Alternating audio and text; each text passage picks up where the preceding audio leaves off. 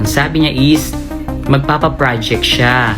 Dahil daw mga PDL nga, nakakulong nga naman, inaantok na ako. Nakakulong na nga naman, ibigay daw yung mga pangalan ng mga anak at siya raw ang tutulong sa pagpapaaral. Sinabi niya yun, hindi sa harap ng lahat sinabi niya yun sa warden.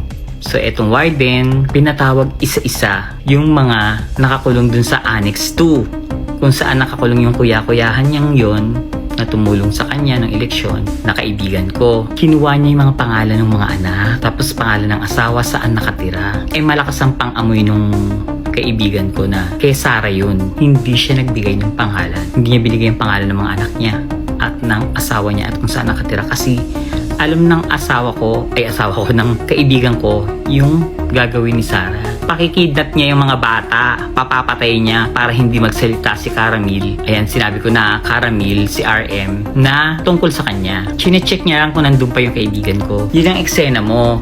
So, nung nakita mo at pinapunta mo pa si Joyce dapat eto dapat kine-question ka dito. Nung hindi ka na pumupunta, may pinapapunta kang babae.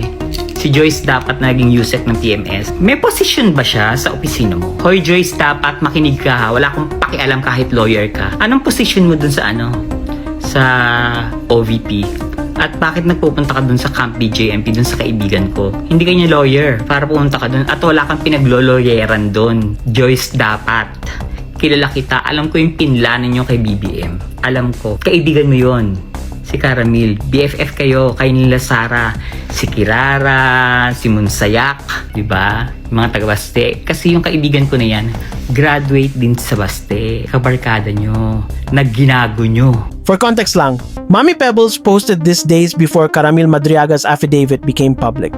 So between Mr. Alan Troy and Pebbles, dun tayo sa may resibo at hindi Boplax at Saraulo. At si Mommy Pebbles po yan.